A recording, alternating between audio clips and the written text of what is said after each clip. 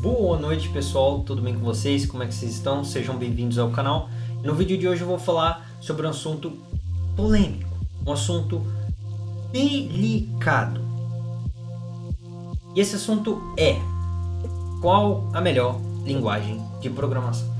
A linguagem de programação ela é uma ferramenta que a gente usa para resolver um problema.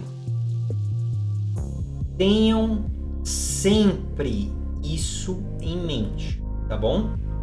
Então, o seu objetivo não é programar em Python. Seu objetivo não é programar em JavaScript. Seu objetivo é construir um site, construir um aplicativo, fazer um data science, um machine learning. Esse é seu objetivo. Então, eu vejo muitas pessoas polarizando o mundo da programação, criando cada um seu timinho aí da linguagem, e aí todo mundo brigando entre si, falando, a minha linguagem é melhor, a minha faz aquilo, a minha não sei o que. Cara, ó, sejamos honestos. A melhor linguagem é a que resolve o seu problema. E eu vou me trazer de exemplo aqui. Seguinte, no estágio que eu estou fazendo atualmente, a gente tinha o seguinte problema. A gente precisava fazer um aplicativo mobile. Eu pensei, tá bom, eu vou estudar as minhas opções. Eu tenho Xamarin, Ionic, React Native, Flutter, nativo, ou seja, Java e Kotlin para Android e Swift para iOS. E de todos esses que eu falei, qual vocês acham que eu escolhi? Eu escolhi o React Native. E você sabe por quê? Por um motivo simples. Antes de eu entrar nesse estágio e eu precisar fazer um aplicativo, eu já tinha usado antes o React para construir um projetinho lá na UNB de um site. Aí eu falei, bom, qual que eu uso? React Native, para eu aproveitar todos esses meus conhecimentos de React. Ou vou lá e uso um Ionic, que precisa aprender Angular, e eu não parei para estudar Angular, eu parei para estudar React. Então eu optei pelo React Native. Mas não foi porque eu achei o React Native particularmente melhor do que os outros. Não foi nada de outro mundo, gente. Foi pelos 90% do motivo de eu ter escolhido React Native foi de eu já saber React. E aí depois eu fui olhar as outras vantagens, como é o framework que mais cresce, é o que mais tem emprego e lero. Tá bom, aí eu meio que já estava convencido de usar o React Native, porque eu já usava o React antes. Eu confirmei que realmente o React Native era a melhor alternativa, vendo esses artigos, vídeos, etc. E você, que está assistindo esse vídeo, você deve estar provavelmente escolhendo uma linguagem de programação. Então a primeira pergunta que eu faço para você é: que problema você quer resolver? Você quer fazer um site? Você quer fazer o que de um site? Você quer fazer a interface dele? Ou você quer fazer o back-end dele? Então, escolher uma linguagem, ela não é tão importante quanto o objetivo que você quer atingir. A linguagem é só uma ferramenta. Não é tão bom você escolher uma linguagem, por exemplo, que uma das linguagens que mais cresce é JavaScript e Python. Essas duas estão crescendo pra caramba. Aí você fala, putz, eu não vou usar PHP para construir meu site porque todo mundo disse que o PHP é uma linguagem horrível. Aí você tá lá, você usou o PHP sei lá, na faculdade por 6 meses, já tem altas experiências com PHP, mas aí viu um vídeo de um cara falando mal de PHP, você falou, putz, não posso usar o PHP para resolver o meu problema, quero fazer um site. E o que eu digo para você é, não, cara, usa PHP. Se você já tem experiência, se você se sente confortável usando PHP para construir o seu site, usa o PHP. Você tem que analisar o custo-benefício. E o custo-benefício de você continuar usando PHP é muito alto. Então, no seu caso, vale a pena você resolver esse seu problema.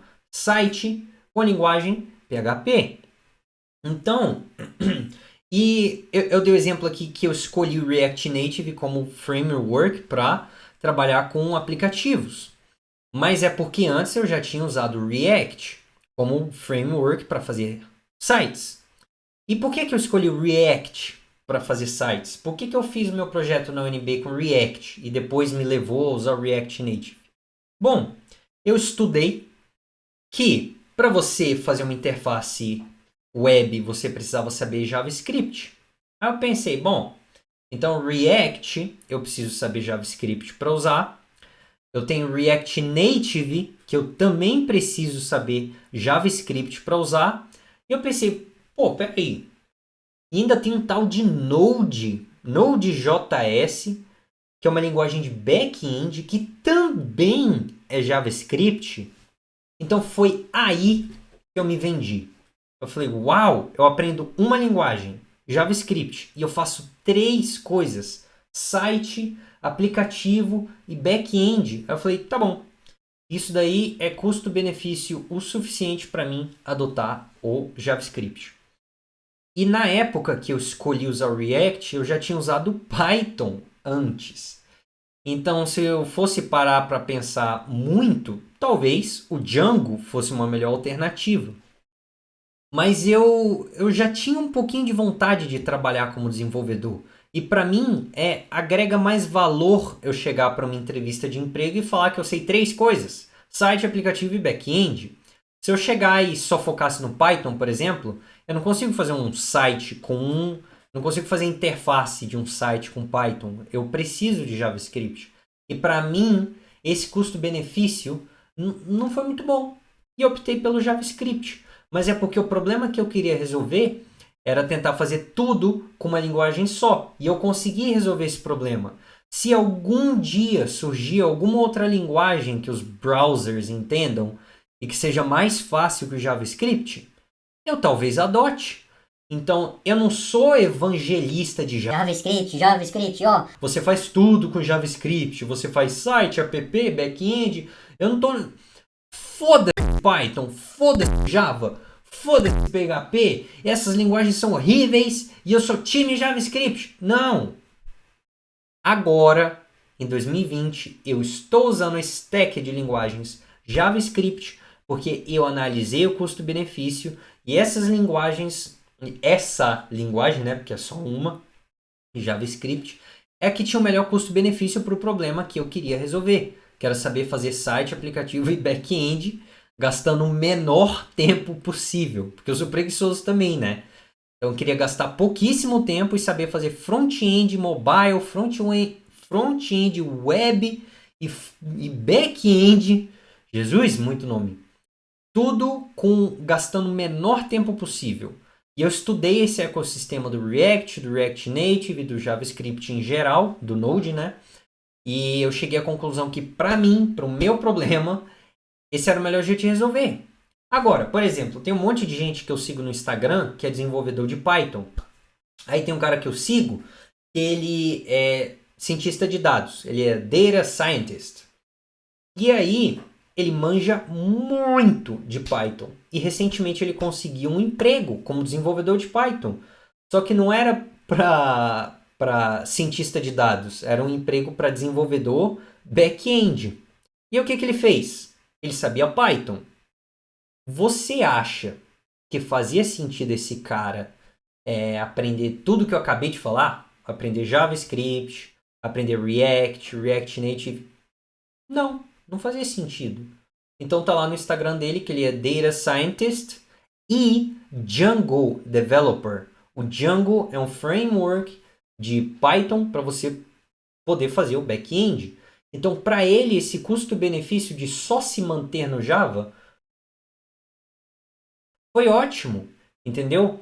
Ele provavelmente parou para pensar ali em algum momento que linguagem ele ia usar e que framework ele ia usar. E ele optou por continuar com Python. Se eu tivesse na situação dele, eu também teria usado Python. E eu acabei de enumerar uma série de excelentes custos-benefícios de você usar JavaScript, de você aprender JavaScript. Mas eu também acabei de dar um exemplo de que, na verdade, o Python pode sim ser uma alternativa boa. Às vezes o PHP é uma alternativa boa, o Java é uma alternativa boa. Então, ó, você chegou até aqui do vídeo, entenda o seguinte. sempre pondere, analise os custos-benefícios antes de escolher uma linguagem, uma biblioteca, um framework. Pare para estudar e não vire fã de linguagem. A linguagem de programação, a biblioteca, ela é só uma ferramenta para resolver o seu problema. Se você quiser ser desenvolvedor mobile, tem um quintilhão de bibliotecas para você usar e você tem que parar para olhar todas. Se você começar a usar o Ionic, não sai por aí falando que o React Native é horrível, que o Xamarin é horrível. Não, cara. Você optou pelo Ionic, tudo bem, mas entenda que o Ionic é uma ferramenta para você fazer aplicativos. Entenda que o Python é uma ferramenta para você analisar dados, fazer inteligência artificial, fazer back-end através do Django. Entenda que elas são uma ferramenta, tá bom? Então, nunca se torne fã de linguagem. Você pode gostar mais de uma do que de outras. Então, eu, particularmente, não gosto de Java. Eu programei 6 meses em Java e eu odiei. Mas, eu não gosto de Java, mas isso não me impede de olhar para o Java de vez em quando. Toda vez que surge alguma coisa nova para o Java, eu estou olhando. Eu olho de vez em quando lá para aquele framework, o Spring, que está muito em alta. E não é porque eu não gosto da linguagem que a partir de agora eu vou falar Lero, eu odeio Java, eu odeio PHP, eu sou fã de JavaScript, ponto final. cara, não faz sentido. Então, por favor, a melhor linguagem de programação é a que resolve o seu problema e que tenha o melhor custo-benefício para você. Eu recomendo fortemente que você sente para estudar todas as linguagens que existem que resolvam o seu problema e você pondere. Fale, ok, dessas 5 linguagens que existem para resolver, qual que eu vou usar e por quê? E beleza, comece a usar ela, mas entenda que ela é só uma ferramenta, tá bom? Não vire fã de linguagem, pare para estudar as opções que tem por aí e opte para aquela que tem o melhor custo-benefício para você. E não se importe de outras pessoas falarem que essa linguagem é um lixo, ou que ela é horrível, porque é normal as linguagens serem odiadas, tomarem muito hate. Então JavaScript mesmo é uma linguagem amada por muitos, mas odiada também por muitos. Então eu acabei de falar, por exemplo, que eu odeio Java, mas eu não quero que você saia desse vídeo falando: nossa, meu Deus, o Daniel falou que Java é horrível, não vou programar em Java. Não. Eu tentei resolver um problema meu com Java. E eu, Daniel, não gostei de resolver esse problema com Java. Mas pode ser que o seu problema seja muito bem resolvido com Java. Não tem como eu analisar o caso de todo mundo. No meu caso, eu não gostei. Eu parei, testei e não gostei. Então, sente, estude as opções que tem disponíveis para você, pondere bastante. E se você optar por alguma linguagem ou alguma biblioteca, use ela, mas sempre fique de olho nas outras e não vire fãzinho de linguagem, tá bom? Pessoal, muito obrigado, excelente dia a todos e até uma próxima.